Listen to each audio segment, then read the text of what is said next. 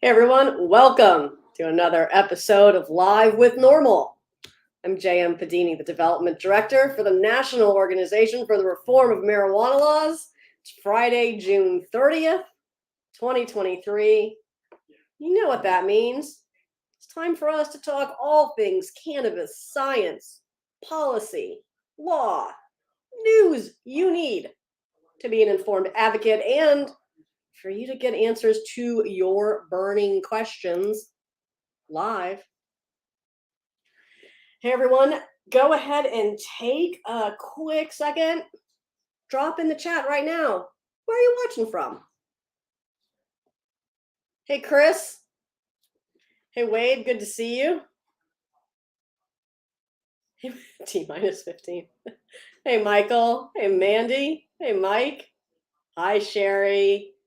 Good to see you. All right, some big cannabis changes are coming to state law Saturday. We're going to talk about all that. Hey, Mike in SoCal. Hey, Wade in North Carolina. Hello, 420 Phoenix Accounting. That's a mouthful. In Maryland. Hey, Ken in Wyoming. Curtis in Georgia. Well, listen up. Oh, hey, Jesse in Oregon. Listen up, Maryland friends. We're going to talk about you first because on Saturday, that's right, on Saturday, legalization becomes the law of the land in Maryland. This legislation takes effect and it will permit adults 21 and older not only to legally consume cannabis, but to possess it, to cultivate it at home for personal use, and to purchase from already open dispensaries in the state. Beginning Saturday, adults 21 and older can legally possess up to 1.5 ounces of flower and or up to 12 grams of concentrate. Adults can also cultivate up to 2 mature plants in a private residence. Separate legislation also takes effect on July 1st in Maryland that allowed the existing medical operators to be licensed, to get licensed to serve adult non-patients as well. It allows for as many as 300 total cannabis retailers to operate in the state. So big, huge changes happening Saturday in Maryland, our neighbors to the north.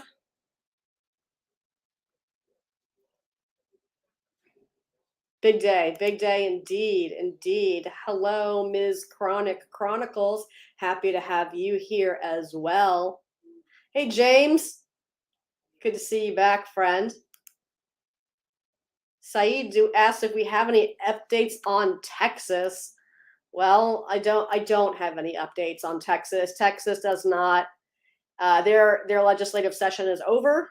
They don't have any pending bills at this point in time.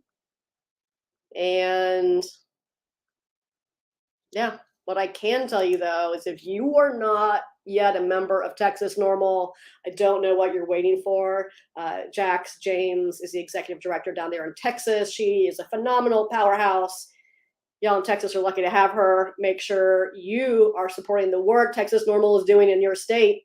Change cannabis policy. Greetings, Trong in Thailand. Hey, Fred, happy Friday to you. All right, let's talk about Connecticut. Connecticut also Saturday becomes legal for adults to cultivate cannabis at home for personal use. Finally. So under this new law, an adult can cultivate up to 6 plants, of which no more than 3 may be mature. Households with more than 1 adult, though, may have a total of 12 plants. And the plants have to be grown indoors in a locked, secured area. If you want more details on this new law taking effect in Connecticut for personal cultivation. Check out our NORML blog on that.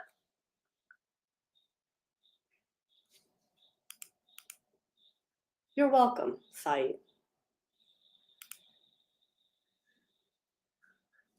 Hey, Ms. Chronic.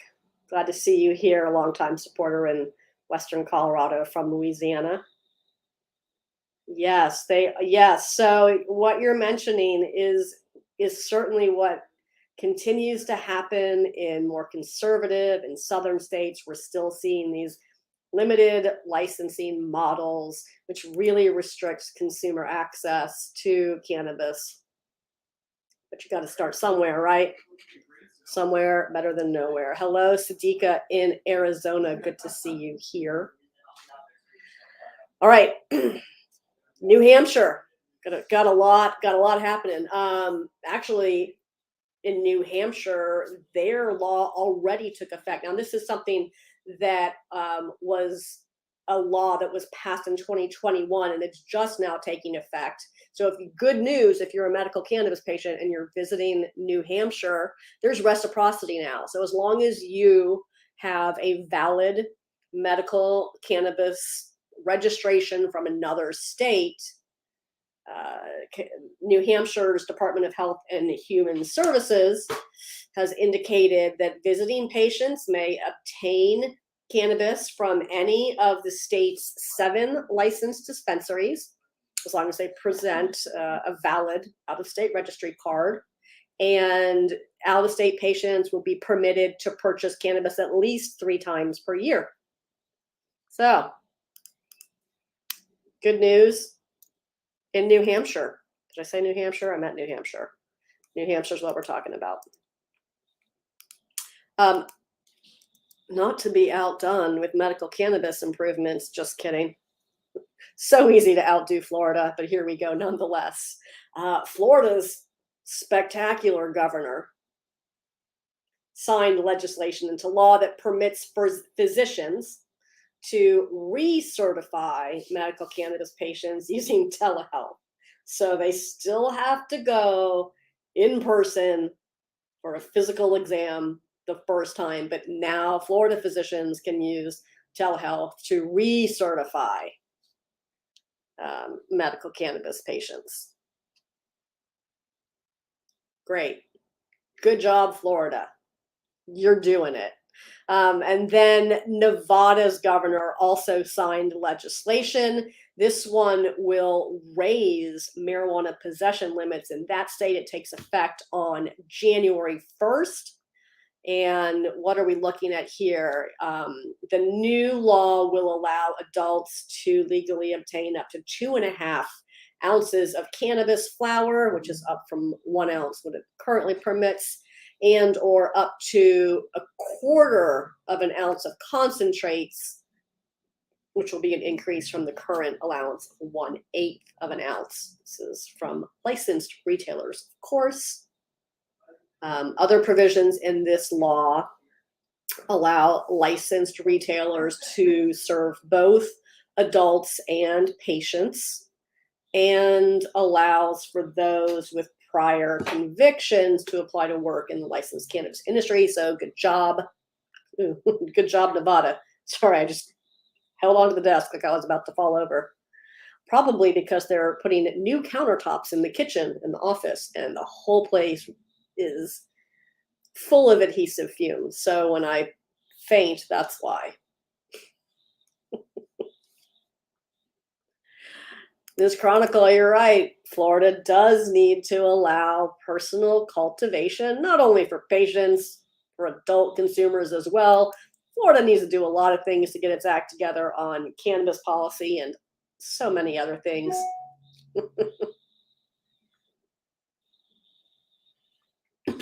Try and make through the show.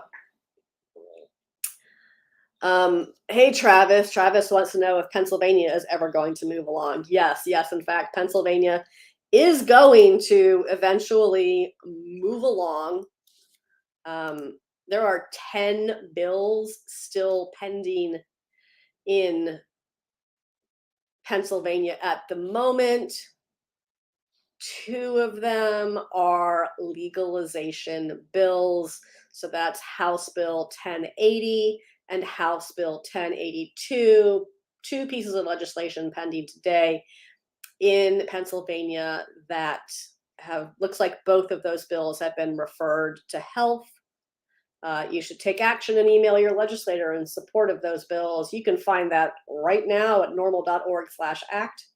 Just click on Pennsylvania and send an email. Let's get it done, Pennsylvania.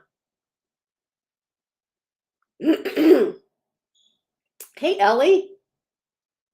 Happy Friday. Good to see you, friend.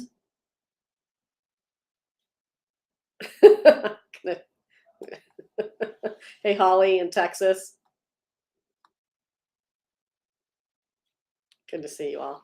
All right. Hey, and some other good, we have good news this week. And I love that for us. The NCAA, so this is the National Collegiate Athletics Association. They issued a press release that signals their support for removing cannabis from their banned substances list. No, they haven't done it yet, but they've signaled support for doing so.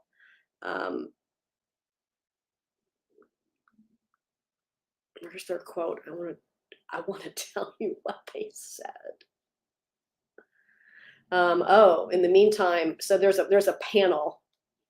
This is the NCAA's Committee on Competitive Safeguards and Medical Aspects of Sports. That's far too long.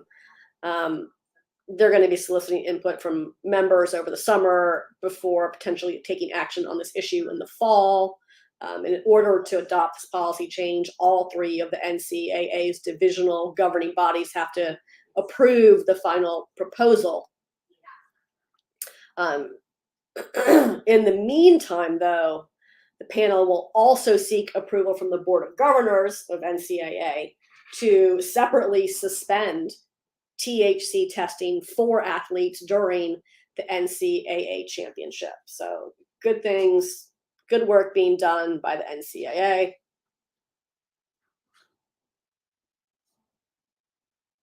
Hello, Mr. Jaggers. Hello, Chris. Hey, Folly. Good to see you. Congratulations on Saturday. Big day for Maryland. All right. Well, that bill's already been signed into law. We talked about that one. Got a little bit of action going on in Maine. There's a bill, LD 1880, and it's passed the Senate. It's now going back to the House for concurrence before it goes to the governor. This would allow cannabis social clubs to be established in Maine for residents 21 and older, of course, as long as the cannabis products are being sold on site. So consumption venues, essentially. Under the outline regulations, these social clubs would be licensed to sell cannabis products and have cannabis consumption allowed on property. So hopefully we see this bill across the finish line in Maine. If you're in Maine and you want to send a message in support, head on over to our Take Action Center. Hey, someone asked about Pennsylvania earlier, and I want to let you know we have an update also on Senate Bill 538.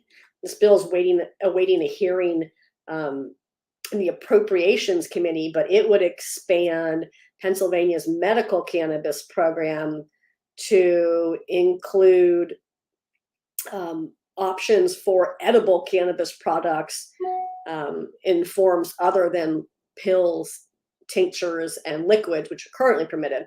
So that would be a nice expansion to see to Pennsylvania's medical cannabis program. That's sort of the wrap up on all the big news coming to you this week and taking effect this weekend. Of course, all of these stories hit your inbox on Thursday if you're a NORML subscriber, and they're going to hit your inbox again tomorrow if you are subscribed to NORML's Weekend Weed Read. And if you aren't, I really don't know why. It's just a fantastic little email. that yours truly sends out. Oh, Sadiqa, that's a lot. Hey, Sadiqa, if you want some information, you can send an email to legal@normal.org. That's legal@NORML.org.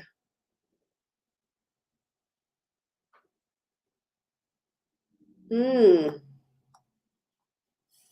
right, Miss Chronic, I see you.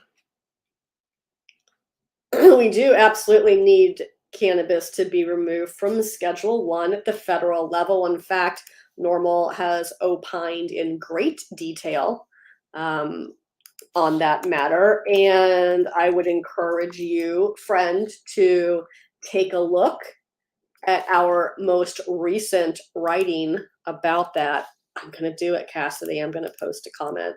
Hopefully not break the internet. That right there is for you, Ms. Chronic. NORML definitely is of the opinion that cannabis must be removed from the Controlled Substances Act to resolve state and federal conflicts. There's been a lot of conversation out there about potential rescheduling, and NORML is not of the opinion that this resolves the conflict between state and federal law. So please take a look at that. Share it with everyone you know and love. Hey, Sherry, maybe you should subscribe. You can update your subscription anytime by going to normal.org/subscribe and just check the weekend weed read button box, whatever. That way you always get it every weekend. As long as you check that box, you'll get it every weekend. You're welcome, Ms. Chronic. All right, let's talk about some events that we have coming up. It's very hot outside, so I'm not doing any, but other people are. Wait, these are all indoors. Okay. Live with Kentucky NORML returns July 20th at 4 p.m. Eastern, 3 p.m. Central. It's the next one over, right? Great. I'm doing great. This will be on, this will stream live on Facebook and lots of other places that Lauren would love to tell you about. Sadiqa, that is legal@normal.org. legal@NORML.org. And then coming up, well, in September, Cassidy, I've already forgotten what day that is. What day is Pride in Virginia? It's in September. I'm going to look it up because I don't remember. All right, Saturday. I don't want to join your mailing list right now. Saturday, September 23rd from 12 to 8, Virginia NORML will be at Virginia Pride Fest on Browns Island. So come by and see us there. Why do we celebrate Pride in Virginia in September? I don't know. I guess we just get to do it twice. Why not, right? Today's actually the last day of Pride, so happy Pride, y'all. But yeah, then coming up in this November, last day of November into December, is the NORML Key West Legal Seminar. We hold this legal seminar every year at the Pier House Resort and Spa. It is delightful. I encourage all of you to join us. Even if you're not an attorney, it's still an excellent opportunity to hear from leading legal experts and connect with those who are working to change state and federal laws for cannabis. And if you are an attorney, you can get your CLEs. We got you. Oh, thank you, Cassidy, for reminding me of that as well. One more thing for Virginians, I can't see what the date is for the Shenandoah Town Hall.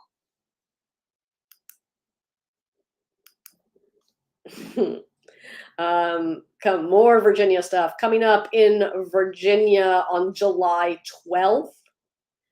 The Cannabis Control Authority will be hosting a Shenandoah Valley town hall. As you know, CCA has been going around the state in Virginia holding these town halls, which I think is incredibly generous of CCA. You know, how fantastic that the regulators going around the state, giving people opportunity to meet with them in person, face to face. You can watch virtually, of course, as well, wherever you are. You can sign up to speak. See, Cassidy dropped that info in there as well. Perhaps not the link to, I don't think the link made it, but there's the link as well.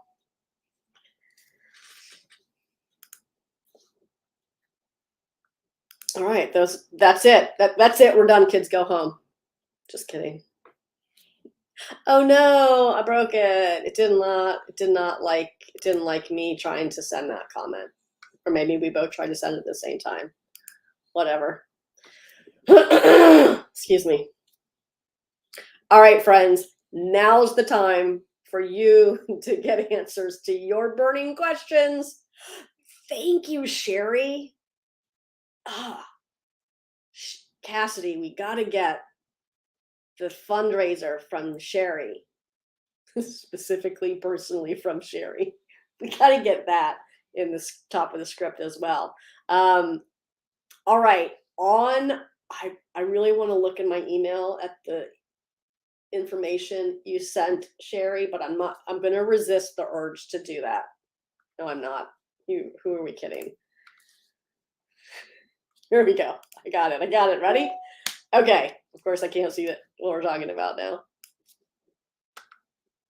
Ink Sanity Tattoo Company is hosting a fundraiser on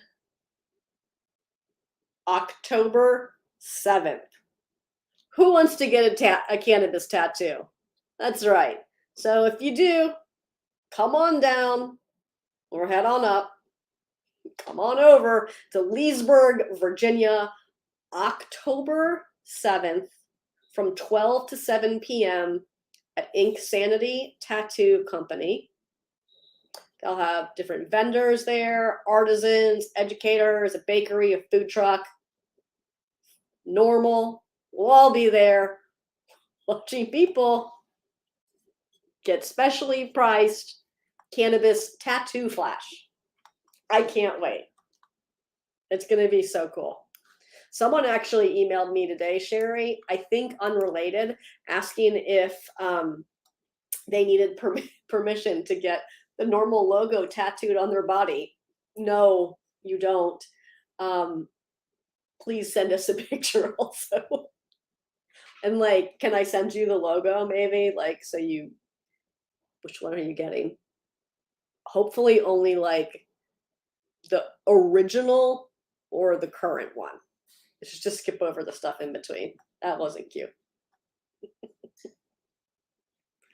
Mike, you renewed your membership yesterday. High five, buddy. Thank you. Everyone be like Mike. Curtis, you're not wrong. Curtis says legalizing weed is like pulling teeth. It is like pulling teeth in many states, including the one that I'm sitting in right now, Virginia. I mean, we did it, but like we've halfway done it. I don't know what that means. I'm not gonna, you have to tell me what that means. It was nice of them to ask. Indeed, Sherry. Ooh, all right. Oh, thank you for reminding me. Again, lots of new changes to cannabis law taking effect July 1st around the country. You can learn all about that and more on the NORML website. Just check out the news tab or the front page of the website. Make sure you are hitting that like, follow, and subscribe button wherever you're watching so you never miss when NORML goes live. We go live most Fridays at 4 p.m. Eastern. it's recorded, so you can always watch it back. And hey, if you have questions afterward, you can drop them in the comments and we'll try to get you. Curtis, you got the jokes today, my friend. Halfway legalization is like having a broken seatbelt. I mean, you're not wrong. I think it's amazing. First of all, cannot congratulate Maryland enough for having a really pragmatic approach. Maryland had the benefit of first watching DC not do it right, and then watching Virginia also unsurprisingly not do it right when it comes to retail sales, retail access. And Maryland's governor was like, no, voters said legalization July 1st. We're going to have a plan so that stores will be open on that day. And, just big kudos to Maryland's governor for actually considering consumers in this process and not just who gets to make money first or next off of consumers. That's such a tired old trope. Hey, thanks, Ms. Chronic. Mike, you have a great weekend as well. Thanks for joining us. I agree. 420 Phoenix Accounting, Maryland's adult use cannabis program is impressive. I know they struggled to get personal cultivation to where they wanted, but they did have an allowance included. Yes, it's only 2 plants, but 2 is better than 0. You can always fix it next time. Folly, you are not wrong, my friend. New York is also having a rough start and has made some really terrible policy choices along the way. They tried some things and found out you're not doing well in New York. I mean, I was in New York last month. Like, wait, what month is it? Still June. I was in New York earlier this month and did have the opportunity to speak with some of the operators in the city, the new licensees in the city, and they are doing a really phenomenal job, the new licensees. So no shade on them. In particular, I really enjoyed hearing from Union Square Travel Agency. Thanks, Jesse, for your support. I really appreciate the effort that they're putting into this, but in the policy approach overall is just really leaves plenty to be desired. Sure, look, no one's got a social equity program that's really doing it right. It's good that states are trying. It's good that it's a part of the conversation, but it's just like with cannabis regulation in general. We get this question all the time. Oh, well, tell me what state has the best program, or tell me what state is doing it the best. They're all doing it differently. Some have great parts of their program and some have terrible parts of their program. But listen, something is better than nothing.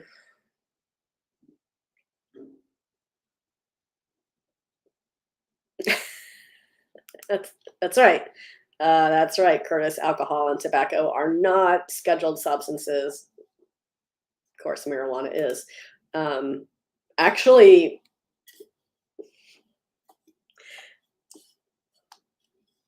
I was like, well, this is super wonky. This is even worth bringing up. One of the things that happened in Virginia, they have new laws taking effect on July 1. Oh, I guess I could have mentioned those too. THC actually just got, as tomorrow, THC will be removed from the controlled substances list in Virginia. Now, that's not to say that there aren't other laws pertaining to the regulation and sale of THC. There are other laws. It's just in a different code section now. It's not in the Drug Control Act, which was a curious choice, David, but there we are. Other changes coming to Virginia aside from that, practitioners. Wait, what state are we in? Registered practitioners is what we up until, well, I guess we could still call them registered practitioners, but practitioners beginning tomorrow will no longer have to register with the state in order to certify patients. In Virginia, an MD, a DO, an NP, or a PA licensed to practice medicine in this state will be able to issue written certifications to patients without paying Board of Pharmacy $50 and registering beginning tomorrow. Presumably the new form will be online at the Board of Pharmacy, or the existing form will be online at Board of Pharmacy, as it was many years ago when this program first started. We'll see. Also, practitioners in Virginia will be able to write the registered agent's name on the form at the time of certification, so that patients are not waiting a few weeks for their registered agents to get their card. This is really important for people who are having emergent healthcare situations, or let's say someone broke their hip. They're not going to the dispensary. They're not answering the front door potentially to pick up their delivery. Need to have a registered agent. Don't want to have to wait 2 weeks for that card to come in the mail on a good day. Or someone might be in hospice, right? We want to serve patients immediately, not make them wait. And so this is a super important change brought to you courtesy of Delegate Dawn Adams' legislation that succeeded. And that legislation also will improve labeling. Now, it may be a little bit of time before we see that, because Board of Pharmacy has to approve all of the labels, and potentially will be adopting some regulations related to this, but those changes are coming. In fact, you could see improved information on the website when you're ordering the products starting anytime now.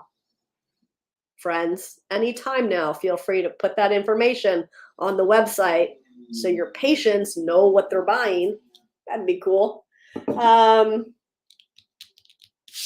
Oh, you know what? I forgot about something super cool. I'm gonna forget about it. I guess I just remembered it.